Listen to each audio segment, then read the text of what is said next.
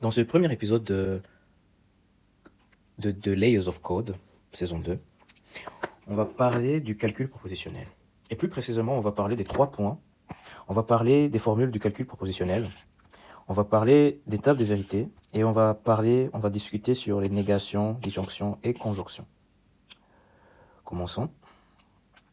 Alors, dans la logique ou dans le calcul propositionnel, on considère des variables P, Q, R et S. On appelle ça des variables propositionnelles, qui sont soit vraies, soit fausses. Donc, on dispose de 2 valeurs de vérité. Le vrai, abrégé majuscule V, le faux, en abrégé majuscule F.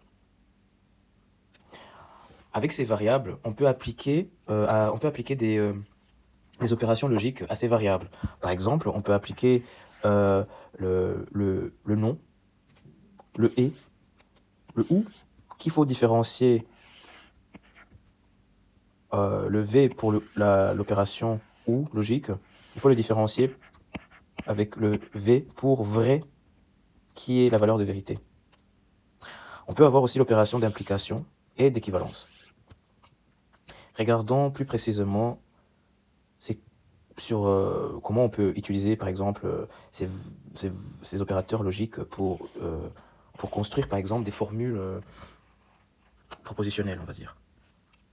Donc, par exemple, ici, on peut nier P, on peut nier la variable P. On peut combiner 2 variables propositionnelles. Dans ce cas-ci, c'est le P et Q, P ou Q, P implique Q, P équivaut à Q. Alors, plus précisément, on définit le calcul propositionnel de façon récursive. Alors, les variables propositionnelles sont des formules du calcul propositionnel. Alors, ça c'est facile, ça c'est qu'on vient de voir en haut.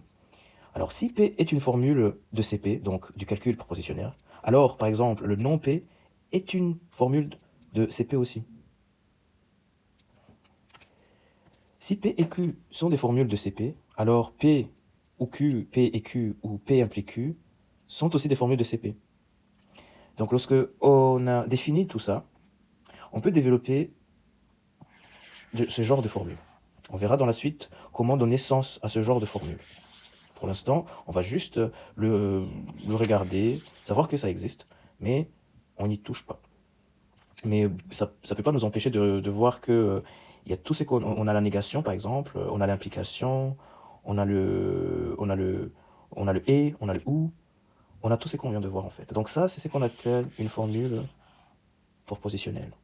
Donc le processus de résolution de ce genre de formule, ça s'appelle calcul propositionnel.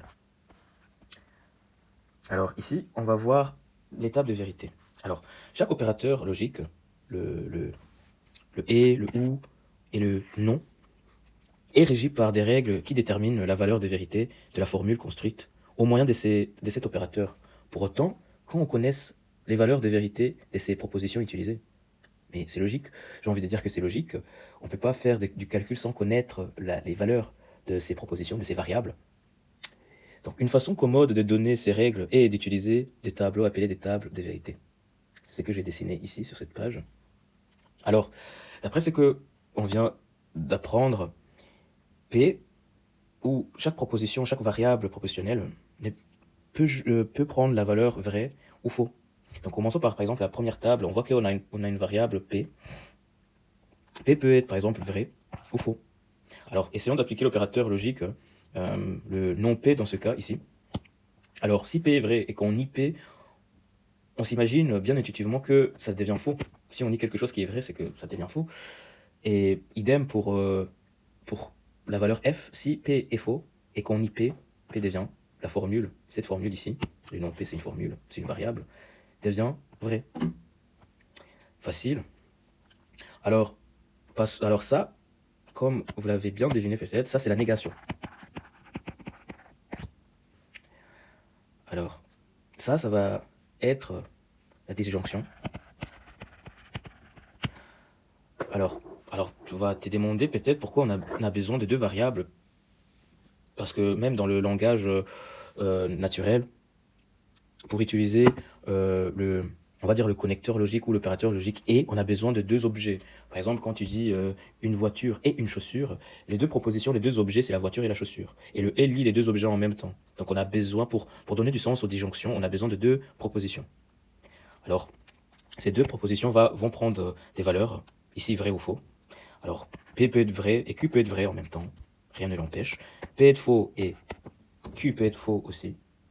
Rien ne l'empêche. Mais ici, on n'a pas parcouru tous les cas possibles. Peut-être que P peut être vrai et Q faux, et que P peut être faux et Q vrai. Alors là, on a parcouru toutes les possibilités qui peuvent exister.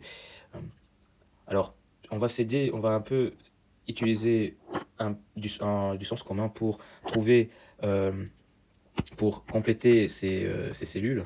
Alors, si P est vrai et que Q est vrai, la formule est vraie. Donc, par exemple, si on te... l'idée générale pour la disjonction, c'est que, par exemple, quand on te demande d'amener quelque chose et quelque chose, t'amènes le deux. T'amènes pas juste un de ces trucs qu'on t'a demandé d'amener. T'amènes le deux. Quand on te demande d'amener une chaussure et ton téléphone, t'amènes la chaussure et le téléphone. Donc, c'est-à-dire que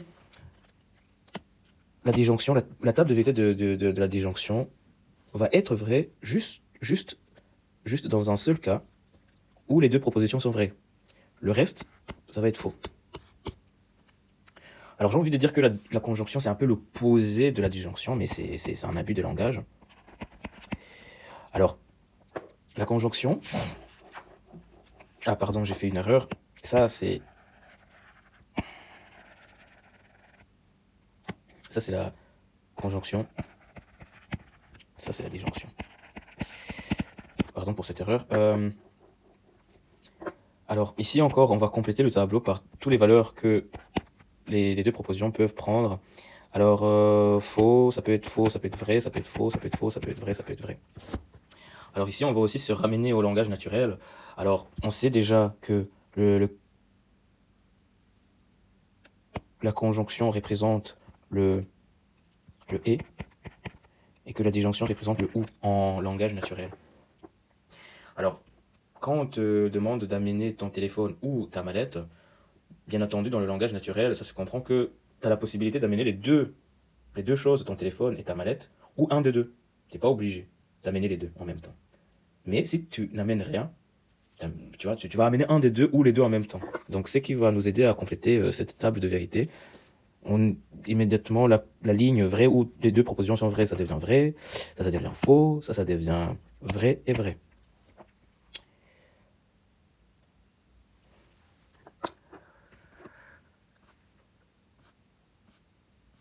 Donc, on vient en gros de voir c'est le calcul propositionnel. On vient de définir les formules du calcul propositionnel, les variables propositionnelles. On vient de construire les trois tables de vérité, on va dire, de base, où toute la logique est construite. Et on verra dans la suite comment on peut utiliser, par exemple, la table de vérité pour résoudre ces genres de formules, pour donner du sens au ce genre de formules, pour déterminer la véracité de ce genre d'implication, par exemple. Alors, tout ça, on verra dans l'épisode 2. Merci.